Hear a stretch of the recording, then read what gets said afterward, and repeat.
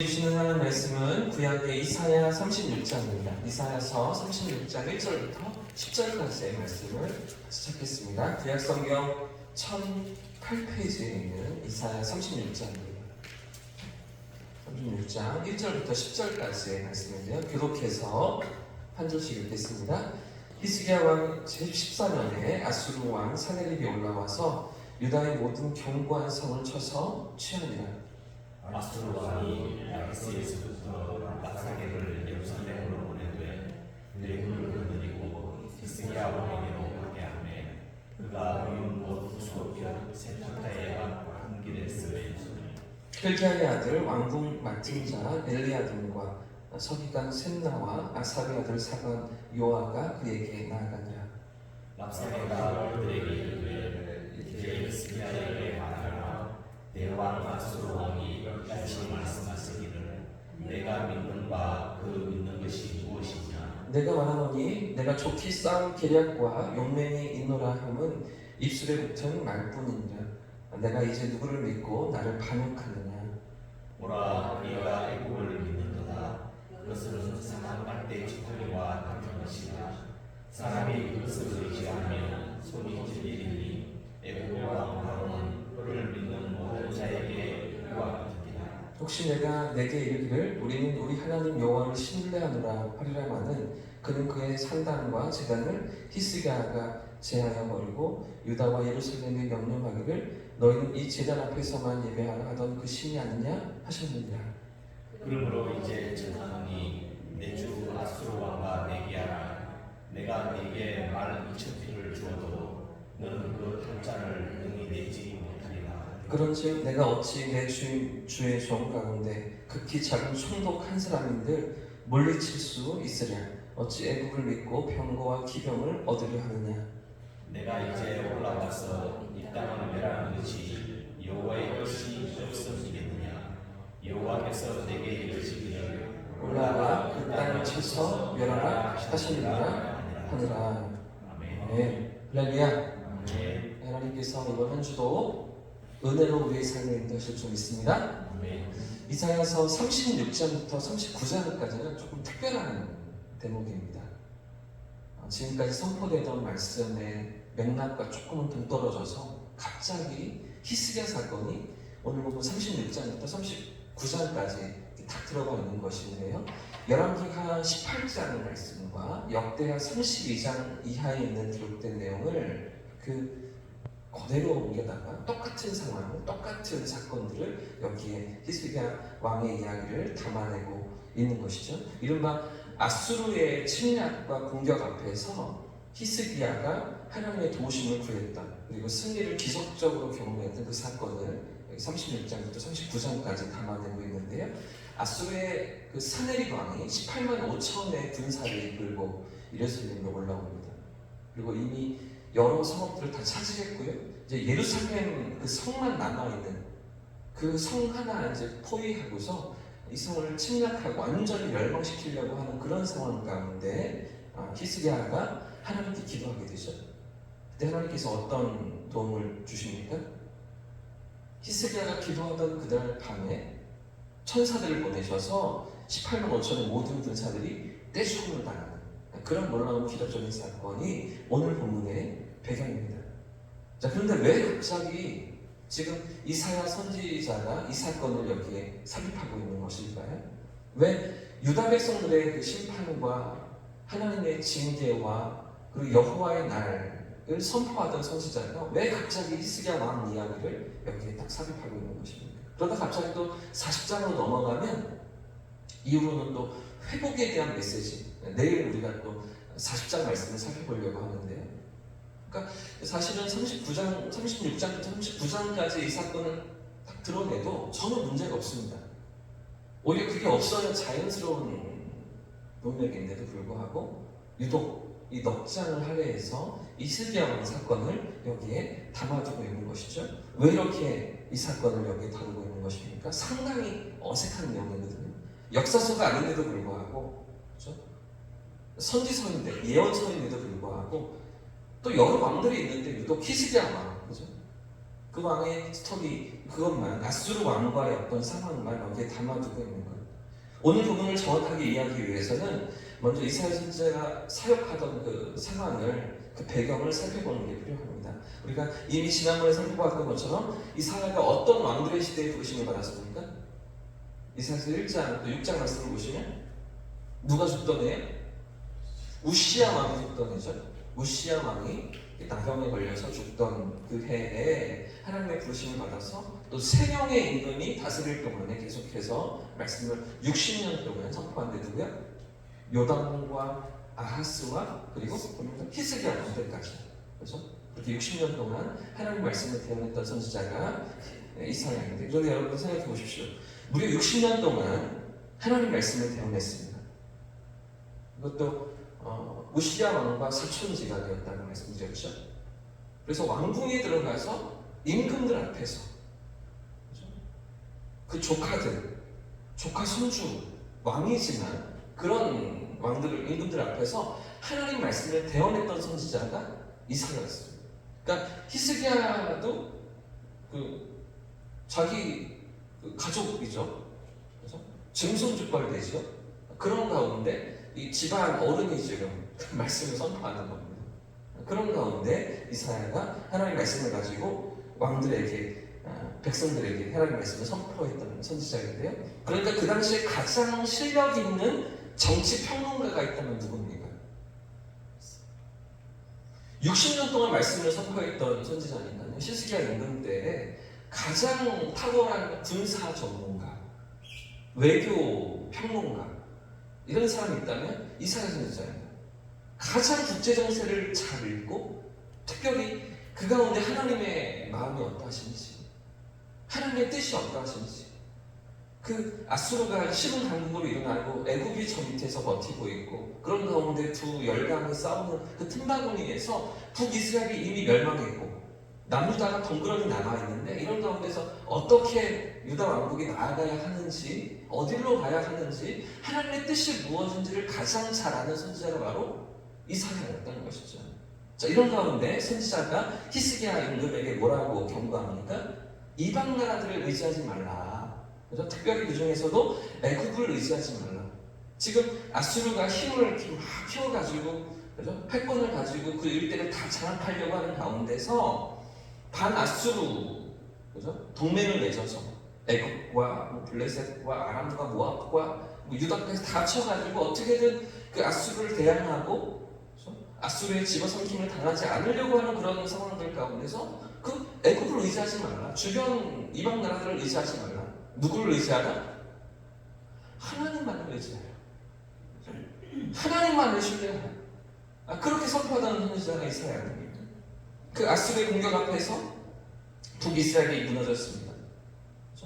블레셋도 이미 형편없이 당하고 있습니다. 그래서 애굽 중심으로 그렇죠. 아수르와 이렇게 대적할 수 있는 반아수르 동맹을 맺고 서로 의지하면서 연합군을 결성하자는 그런 이방 나라들을 의지하지 말고 오직 하나님 앞에 나아가야 된다. 하나님만을 의지해야 된다. 이게 선지자가 외쳤던 것입니다. 자, 그런데 문제가 무엇이냐면 이 히스기야가 자꾸만 흔들립니다. 이 히스기야 임금이 자꾸만 신앙적으로 그렇게 흔들리는 것입니다. 그렇게 믿음이 좋았던 히스기야에게도 불구하고 우상과 모든 산당을 이방 신에게 제사하던 모든 산당을 제하려고 하였던 그런 히스기야 임금인데도 불구하고 그의 믿음이 자꾸만 흔들리는 것입니다. 국제적인 위기와 아수르의 위협 가운데서 자꾸만 누구를 의지하려고 합니까? 애굽을 의지하려고 합니다. 오늘 본문에도 애굽을 의지하지 마라.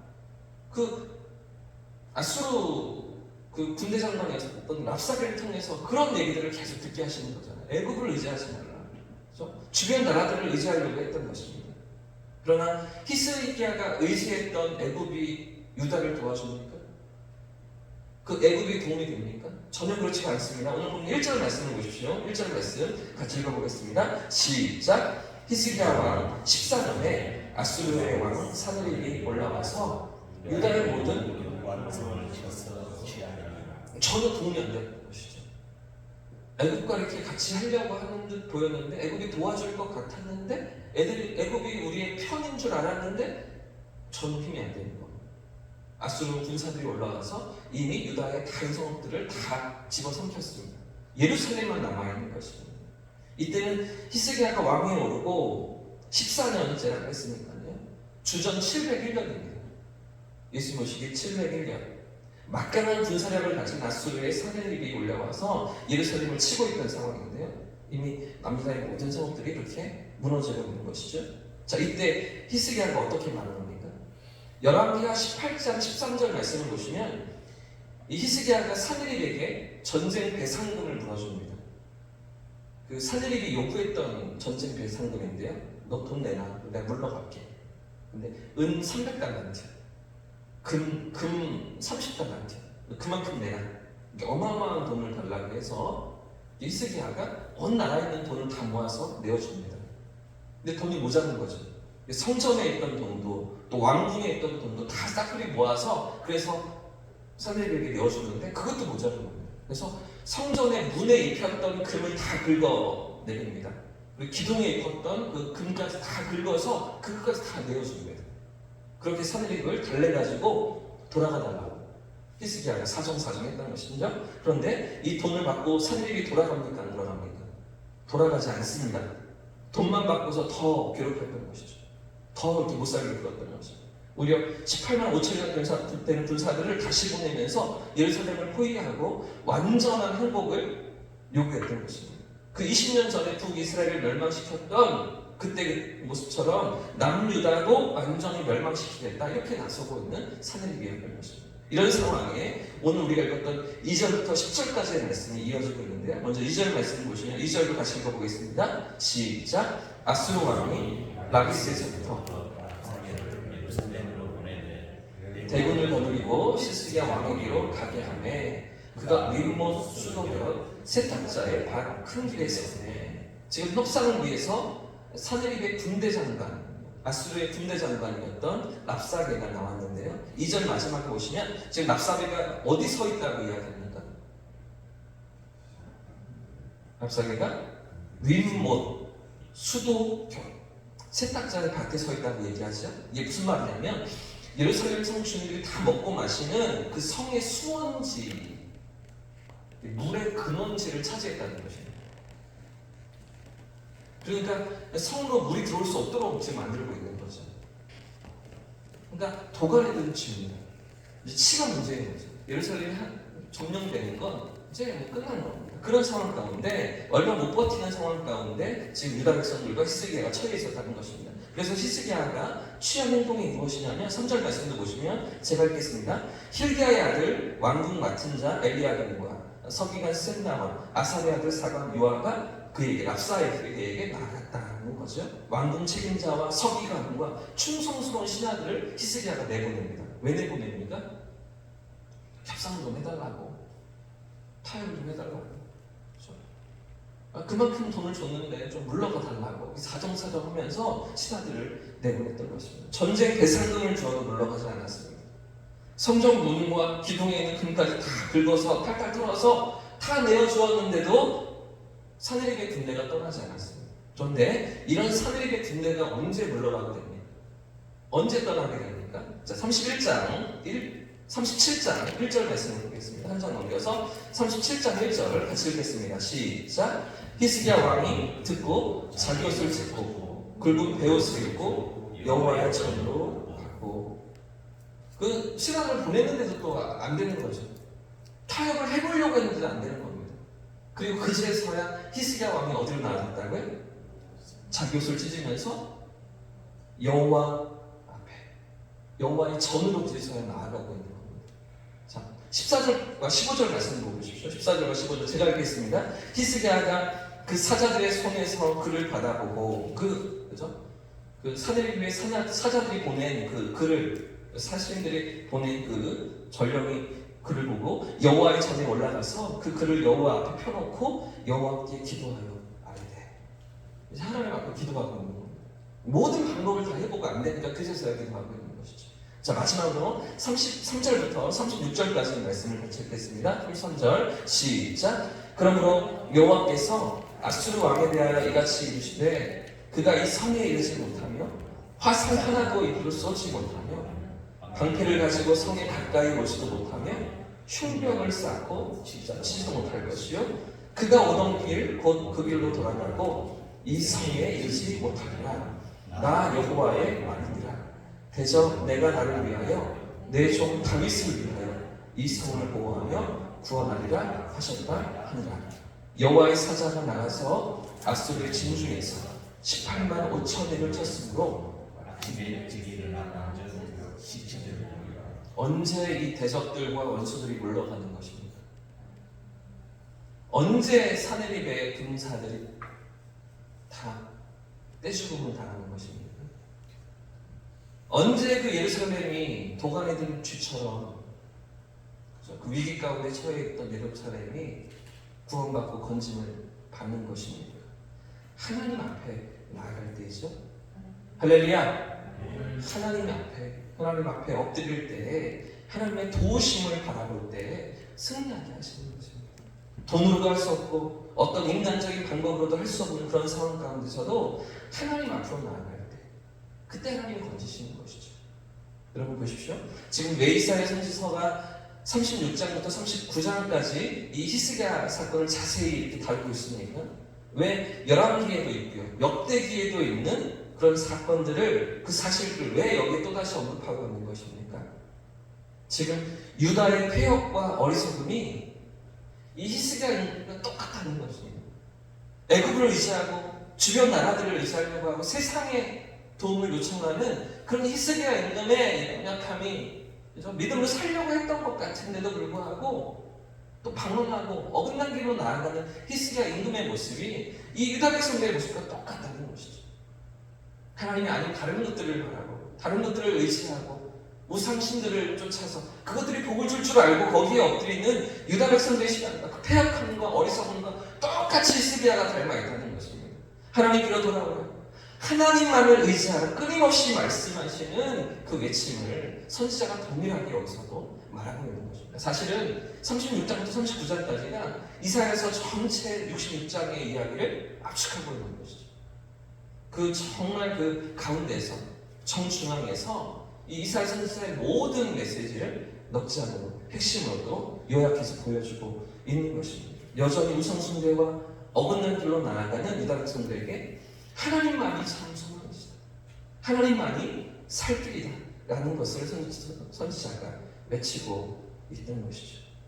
사랑하는 성도님들, 오늘 우리는 무엇을 의지하며 살아가고 있습니까?